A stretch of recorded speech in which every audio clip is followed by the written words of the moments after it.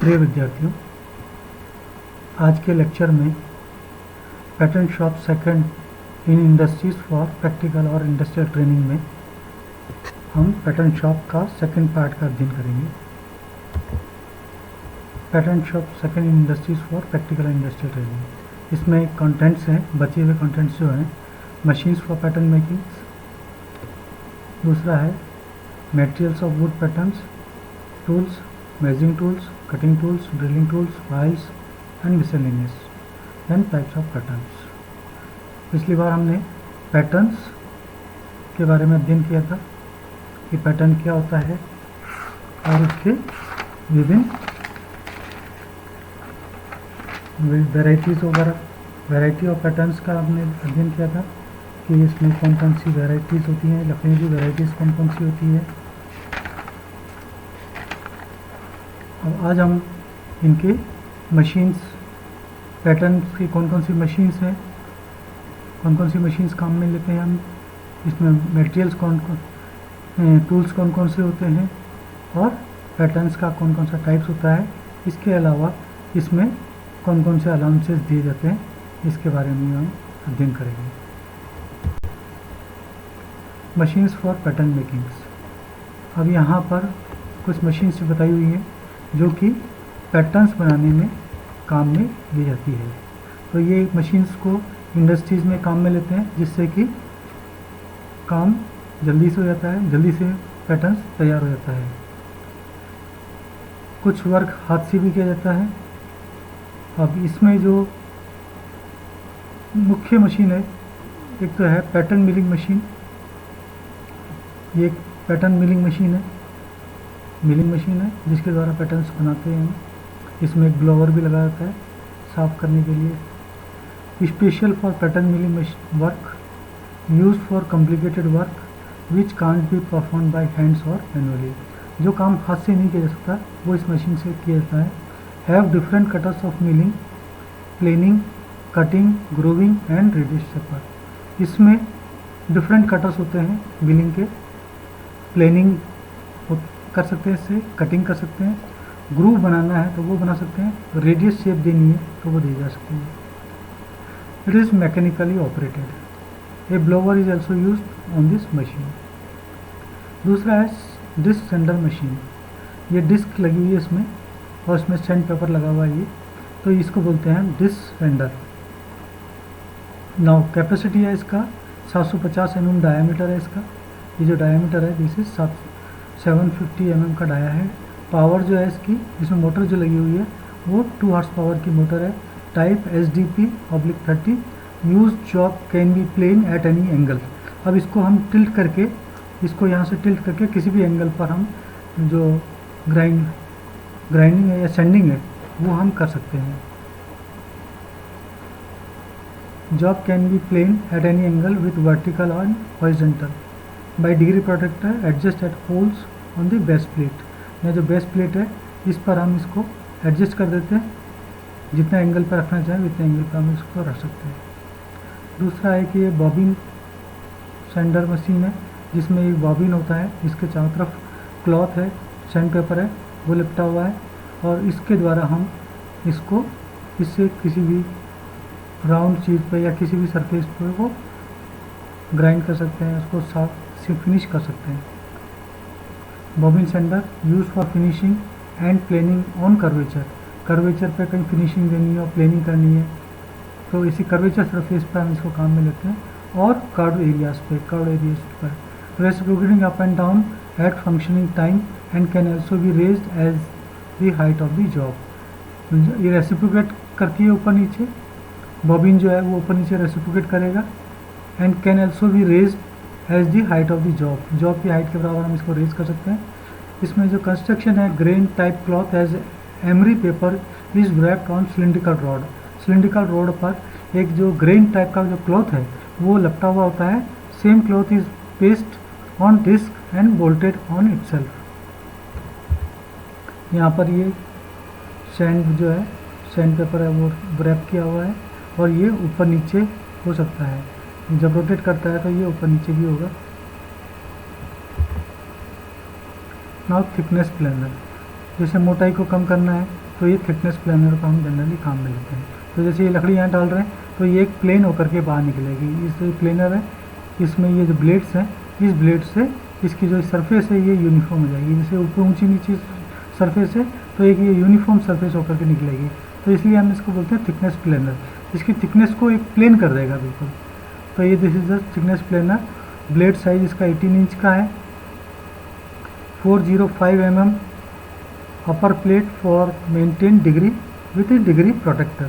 इसमें एक degree protector भी लगा हुआ है जिससे कि हम इसको डिग्री को मेंटेन कर सकते हैं।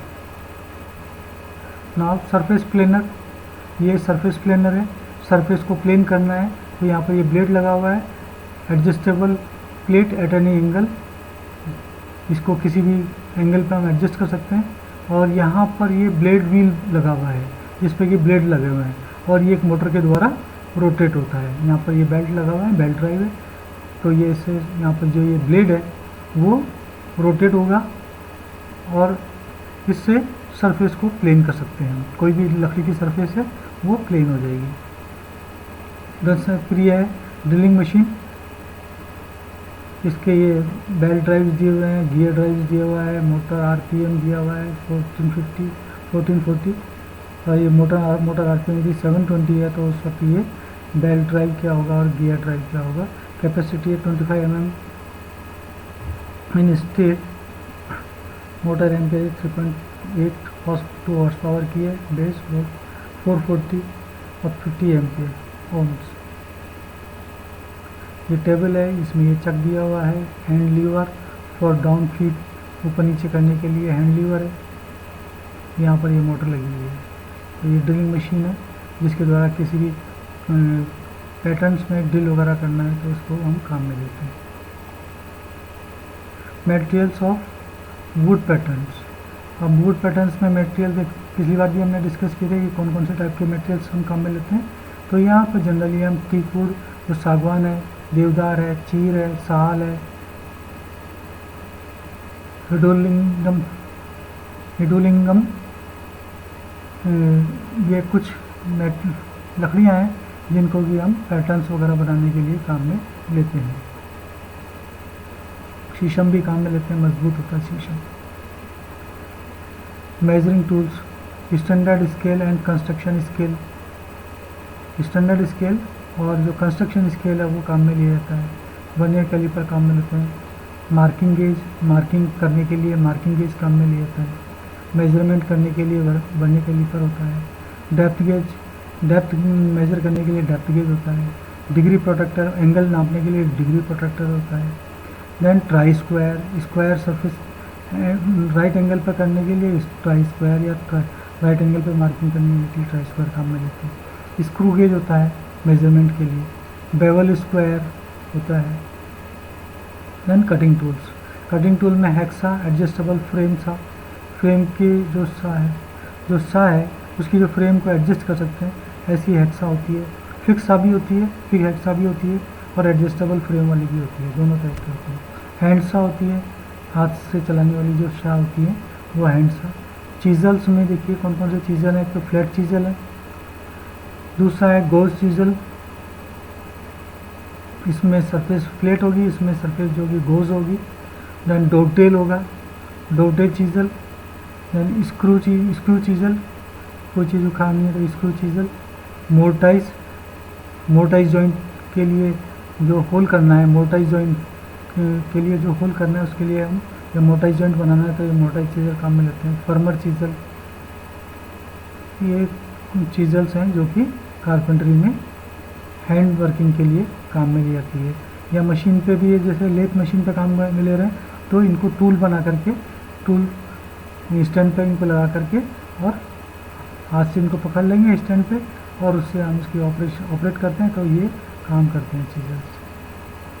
देन ड्रिलिंग टूल्स, इसमें अगर बिट है, होल करना है, लंबा होल करना है तो अगर बिट को चलाएंगे और उसमें हैंडल में लकड़ी लगा देते हैं और उसको हम चलाते जाते हैं तो इससे एक लंबा होल या मोटा होल जो है वो हो जाएगा। ड्रिल मशीन में एक तो हैंड ड्रिल मशीन है जो कि पोर्टेबल होती है और इजीली वर्क कर लेते हैं इससे।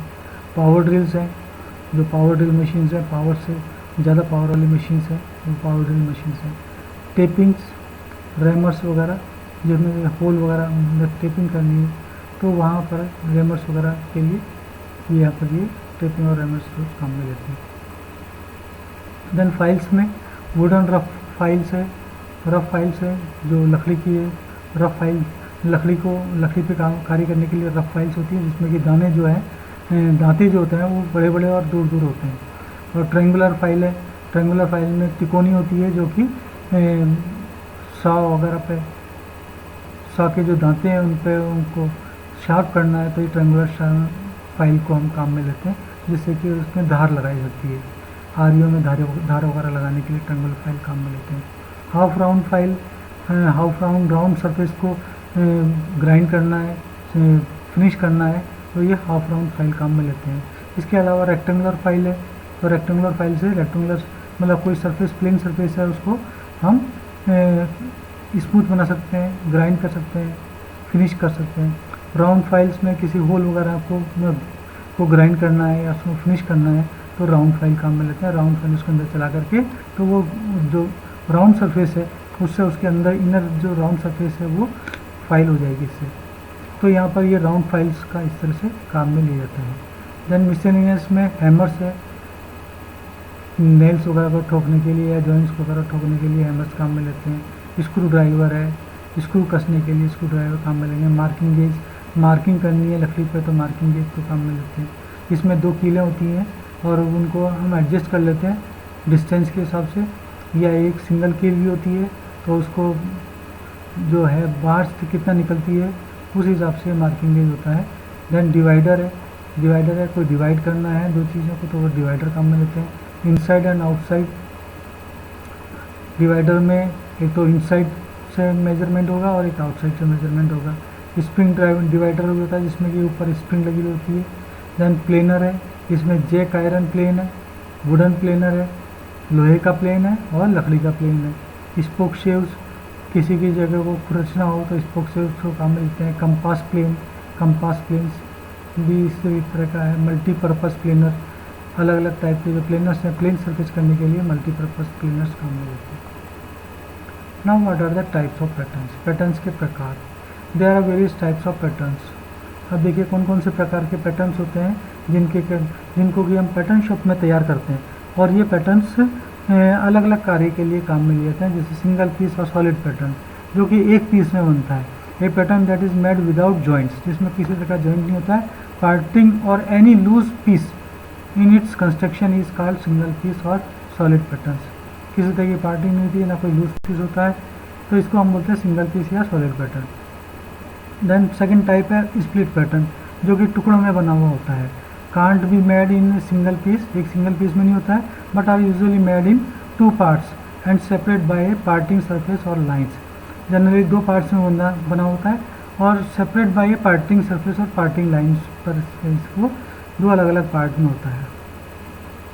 Then match plate patterns, match plate pattern में when split patterns are mounted with one half on one side of the plate and other half directly opposite on the other side of the plate, the pattern is called a match plate pattern। जब उसका एक side तो एक side मतलब 1/2 on one side of the plate के एक side पे तो 1/2 होगा और प्लेट के दूसरी साइड पर उसका दूसरा हाफ होगा, तो ऐसे को हम बोलेंगे मैच प्लेट पैटर्न, जो एक दूसरे से मैच करेंगे लेकिन वो अलग अलग प्लेट्स के साइड्स, एक प्लेट के साइड मतलब 1/2 on one side of the plate के एक साइड पे तो एक हाफ होगा और प्लेट के दूसरी साइड पर दूसरा हाफ होगा और दोनों मैच करेंगे। Cope and drag pattern, the patterns are made in halves, इसमें भी पैटर्न्स जो है वो हेल्प्स में टुकड़ों में बना होता है। Split on a convenient joint line, और ये कन्वीनियंट जॉइंट लाइन पर स्प्लिट किया होता है, इसको तोड़ा हुआ होता है।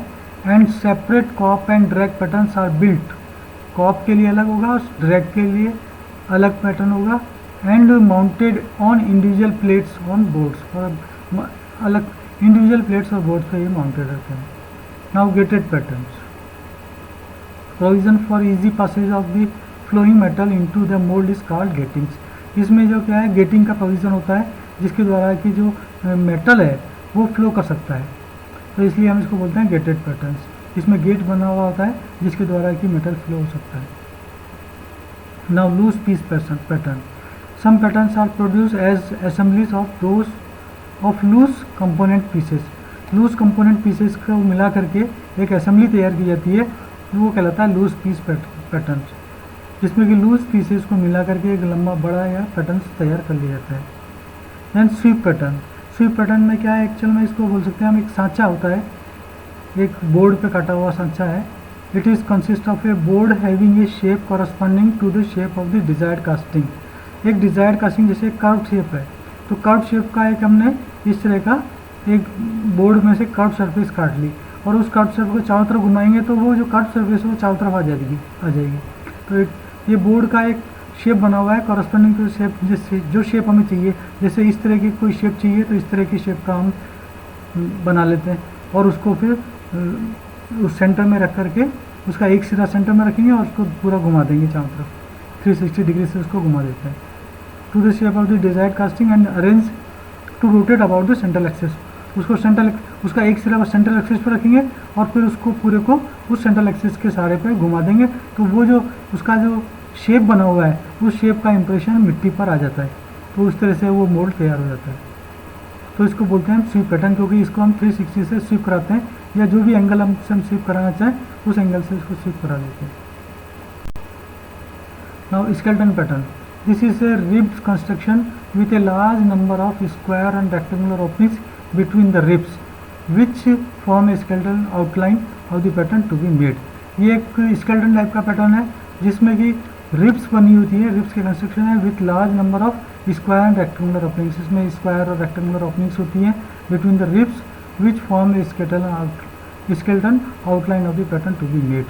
जो पैटर्न बनाता है आउटलाइन जो बनी होती है पैटर्न, उसमें ये इस तरह के स्ट्रक्चर होता है, पूरा स्केलेटन टाइप का होता है ये structure. Now shell patterns, it is a hollow construction like a shell. ये एक शेल की तरह होलो कंस्ट्रक्शन होता है and outside shape is use as a pattern, जिसका आउटसाइड जो है आउटसाइड शेप जो है वो तो पैटर्न की तरह यूज होती है टू मेक द मोल्ड बनाने के लिए, while the inside is use as the core box, जबकि इसका जो अंदर वाला पोर्शन है वो एज ए कोर बॉक्स काम में लेगा फॉर मेकिंग कोर्स बनाने के लिए। Now built up pattern, these are compose of 2 or more pieces. Built up pattern जो है वो 2 या 3 पीसेस का को मिला करके बनाया जाता है, तो उसको बोलते हैं built up pattern. Now lagged up patterns, cylindrical works such as cylinders, जैसे सिलिंड्रिकल वर्क्स में जैसे सिलेंडर है, पाइप्स है, कॉलम्स है, are built up with lag or staves, लंबी लाठी या लंबी चीज़ के द्वारा हम ये इसको बनाया जाता है। Construction which ensures permanence of form, जो कि स्थिरता प्रदान करता है। Left and right hand patterns, left और राइट हैंड पैटर्न जो है to be made in pairs, ये पेयर्स में होता है, एक लेफ्ट और एक right patterns forms is such that they can't be reverse, मतलब इस तरह के होते हैं कि उसको रिवर्स नहीं कर सकते, and they have centres of hubs, और उसमें हब्स के सेंटर्स होते हैं, बॉसेज और हब्स के उसमें सेंटर्स होते हैं। तो इस तरह के ये विभिन्न प्रकार के पैटर्न्स हैं जो कि पैटर्न शॉप में बनाए जाते हैं और कास्टिंग मोल्ड तैयार करने के लिए काम में लेते हैं। नाउ पैटर्न जब बनाते हैं तो इसमें कौन कौन से अलाउंसेस रखे जाते हैं और क्यों रखे जाते हैं ये अलाउंसेस। तो allowances are given for making perfect patterns and their castings. ये अलाउंसेस जो है परफेक्ट पैटर्न्स बनाने के लिए, या जो कास्टिंग हम तैयार कर रहे हैं तो परफेक्ट कास्टिंग बने, इसके लिए पैटर्न जब बनाते हैं तो उसमें इन अलाउंसेस को ध्यान में रख करके उसकी जो एक्चुअल साइज़ है उस एक्चुअल साइज़ से बड़ा हम उस पैटर्न को बनाएंगे, ताकि उसमें जो कोई श्रिंकेज है या कोई मशीनिंग है या और भी जो चीज़ें हैं वो सारे उसमें कंपनसेट हो जाएं। तो ऐसे उसमें अलाउंसेस दे देते हैं ताकि उसकी परफेक्ट कास्टिंग बने और उसको मशीन करने के बाद में जो एक्चुअल साइज़ हमें चाहिए वो एक्चुअल साइज़ मिल जाए। तो इसलिए अलाउंसेस दिए जाते हैं। Allowances given in the patterns are, तो कौन कौन से अलाउंसेस हैं जिसके द्वारा जो कि हम पैटर्न्स बनाने में देते हैं और उससे एक परफेक्ट पैटर्न बनता है, और उससे फिर बाद में जब हम पैटर्न्स को काम में लेते हैं तो उससे जो कास्टिंग हमें जो चाहिए वो कास्टिंग हमें मिल जाती है। तो इसमें पहला है सिंकेज अलाउंस। सिंकेज अलाउंस में as metal solidifies and cools, जैसे मेटल सॉलिडिफाई होगा या ठंडा होता है, it shrinks and contracts in size. तो ये ठंडा होकर के इसका जो साइज़ है वो श्रिंक हो जाता है और कॉन्ट्रैक्ट हो जाता है, मतलब साइज़ इसका छोटा हो जाएगा। तो to compensate for this a pattern is made larger than the finish casting by means of a shrinkage or contraction allowance. तो इस चीज़ को कंपनसेट करने के लिए, मतलब जो ठंडा हुआ लोहा जब ठंडा हो जाता है कास्टिंग करने का, पिघला हुआ लोहा हम मोल्ड में डालते हैं, कास्टिंग करते हैं, तो क्या ठंडा होने के बाद में, सॉलिडिफाई होने के बाद में ये श्रिंक हो जाता है। श्रिंक हो जाता है तो उसका जो एक्चुअल साइज़ है वो जो जिस साइज़ का हमने सांचे में डाला था उससे वो छोटा हो जाता है। तो जब छोटा हो जाएगा तो यहाँ पर इसको कंपनसेट करने के लिए, to compensate for this a pattern is made larger than the finish casting. तो उस यदि हम पैटर्न को थोड़ा बड़ा बना दें तो वो श्रिंक होगा, तो हमारे जो एक्चुअल साइज हम चाहते हैं वो एक्चुअल साइज तक हमें मिल जाएगा। तो उसमें जो कंट्रैक्शन अलाउंस या इस तरह से सिंकेज अलाउंस दिया जाता है पैटर्न बनाते वक्त। Metal contracts during cooling at different rates. तो इससे जो मेटल्स है वो, अब हम देखते हैं कि जो मेटल्स है वो डिफरेंट कूलिंग रेट होती है हर एक मेटल्स की। हर एक मेटल्स की कूलिंग रेट अलग अलग होती है, कोई जल्दी ठंडा, कोई ज़्यादा सिंक होता है, कोई कम सिंक होता है, और अलग अलग उसकी कूलिंग रेट है। The rates for some are, cast iron जो है वो 10 mm पर मीटर लेंथ, 1 मीटर लेंथ यदि है तो उसमें 10 mm तक का श्रिंकेज कास्ट आयरन के मटेरियल में होता है।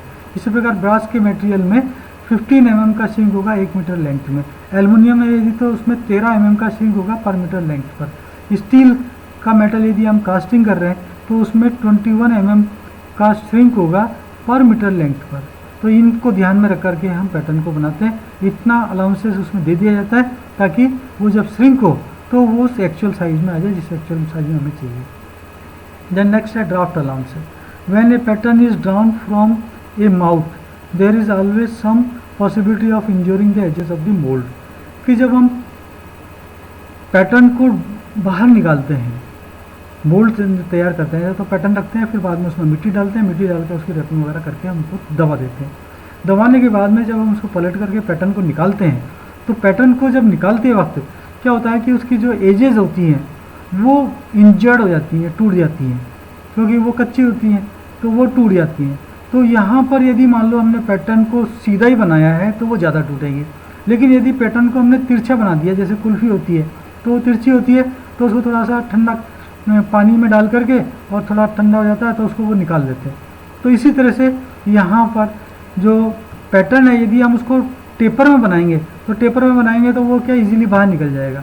तो यहाँ पर उसको बोलते हैं हम ड्राफ्ट अलाउंस, मतलब इसके जो टेपर साइड्स जो है उसको कुछ टेपर दे दिया जाता है तो वो कहलाता है draft allowance. This danger greatly decrease if the vertical surface of the patterns are slightly tapered inwards.